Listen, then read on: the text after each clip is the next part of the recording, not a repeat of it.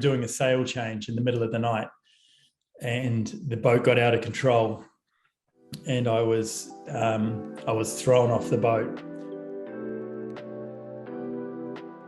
What or who inspired you to pursue a career in sailing?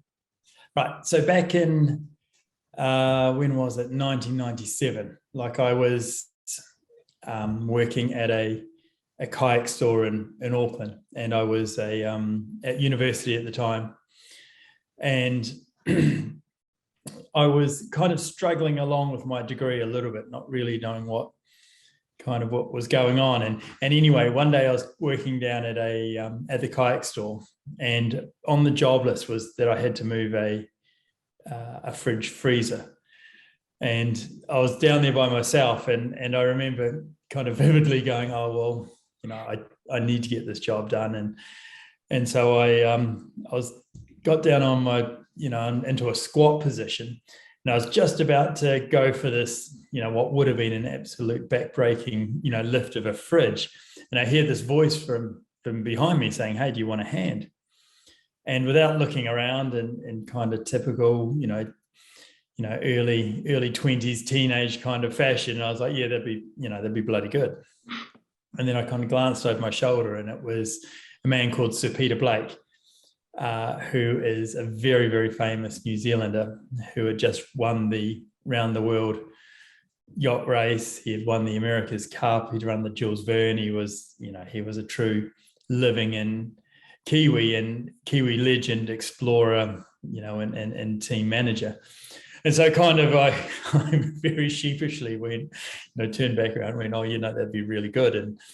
And so we got down to kind of the business of moving the whiteware around the shop. And then after that, I ended up selling him a kayak, and he had just come back from San Diego. They're about to do a defense for the America's Cup down in New Zealand. And so Peter and I just got to know each other basically during this time. I did some coaching with him, and he, after about 2 or 3 months, he said, oh, would you like to come and trial down at Team New Zealand? Now, kind of the interesting thing here is I actually hadn't sailed before. And I was at university, I was doing my degree, about to start exams. I also, for the position that they were looking for, I was way, way too small. And so, yeah, in the end, I said, yeah, that'd be great. Why not? And so really that was the beginning of it. And there was lots of people along the way that kind of inspired me. Obviously, Peter was a huge part of my early career. The man I used to work for in the kayak store was a 4 times Olympic gold medalist in kayaking. So I learned a lot about racing and about training and dedication from him. And then just as you grew up in that sailing environment, when I say grow up, when you get involved in it, there's just so many inspirational characters along the way that come your way, and you just take little bits from all of them that you think would be good. While you've been on the water, have you ever been in a life or death situation? Yes. It's a bit of a long and woolly story, but back in 2007, I was washed overboard during a race that we were doing around the islands of Malta and Stromboli, and kind of in that southern part of the Mediterranean. And I won't go into it to too much detail because it takes a long time to talk about. But basically, we were doing a sail change in the middle of the night, and the boat got out of control, and I was thrown off the boat whilst trying to contain the sail into the water. And I managed to hang on to the sail for about 30 seconds. And I probably had one chance of being able to get hold of the boat again. And I went for it, and I missed.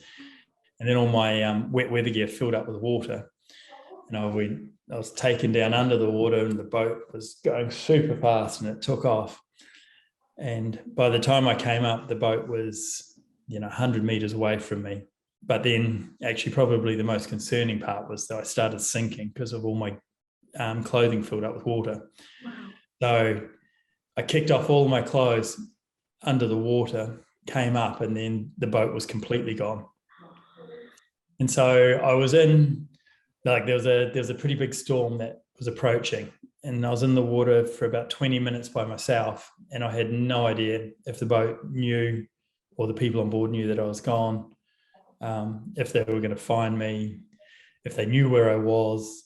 And so, yeah, but luckily, given the fact that I'm talking to you, it all worked out in the end. But it's a really interesting story, and I love talking about it, about the consequence of your actions, because I made a couple of really poor decisions that actually put my teammates in danger, and put me in a rather precarious position myself. But the first mistake I made is that when I was called up on deck, I didn't slow down and put on all my safety gear and my life jacket and my beacons and all of the things that I normally would have done, except I thought it was a big rush, and I got a little bit complacent.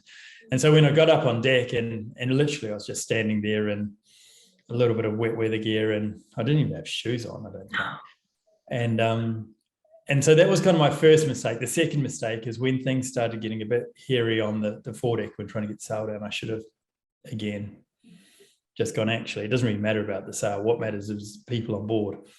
And by putting myself into that position and then getting into the situation I did, I really put my fellow teammates in danger, because they had to then try and get this boat back in control, come back upwind, which is never a nice experience in the middle of the night, and then try and find me with a storm approaching, let alone the fact that we lost the race because of it. When faced with failure, how do you motivate yourself to persevere? And can you give an example? Probably the biggest example of adversity that I'd faced, and also that the team that I'd been involved in faced, was back in the regatta, the America's Cup regatta back in 2013 in San Francisco. Now that campaign was filled with adversity. It was probably the hardest campaign I'd ever done. To kind of make the story a little bit shorter, we had changed the style of boats, and we'd gone away from monohulls into foiling catamarans. And so this is changing the whole sport. We had really, we had really taken this quantum leap in sailing and started something new. And our first boat, we capsized after 7 days. And this was a 70-foot boat.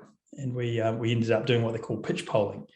And for those, if you're not super familiar with sailing, it's we basically put the bows in and we flipped it over. And this ended up being a terrible situation, where we were worried about the wings snapping, we were worried about people dying.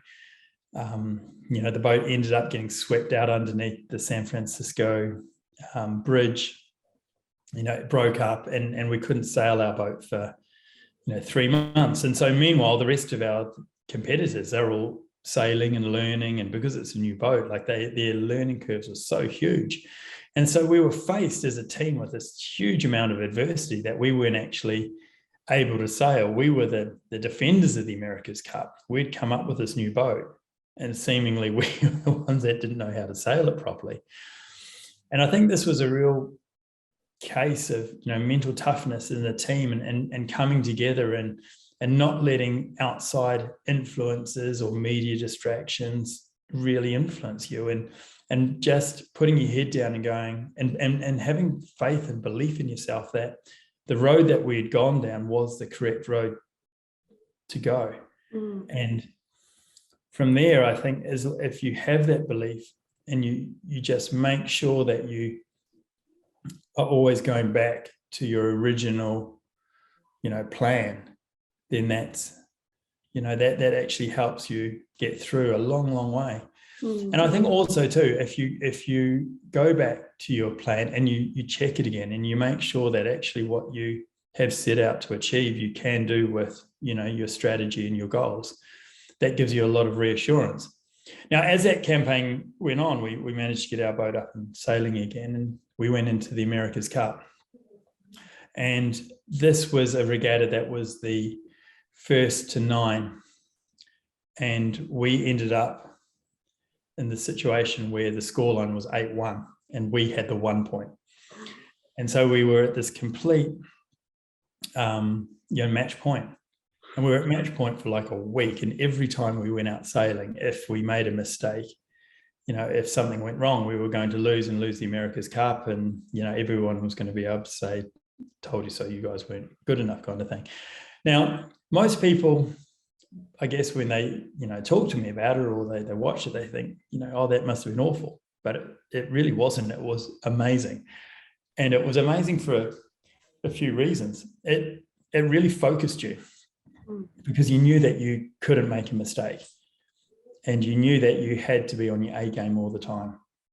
And for that reason, I think the team and, myself, we became quite energized. We were really, we didn't feel the tiredness and the fatigue that the other team was feeling because they were just trying to finish off the regatta. They were just going, God, when's this ever going to end? And I was just going, I hope this never ends. It was these really two interesting mindsets.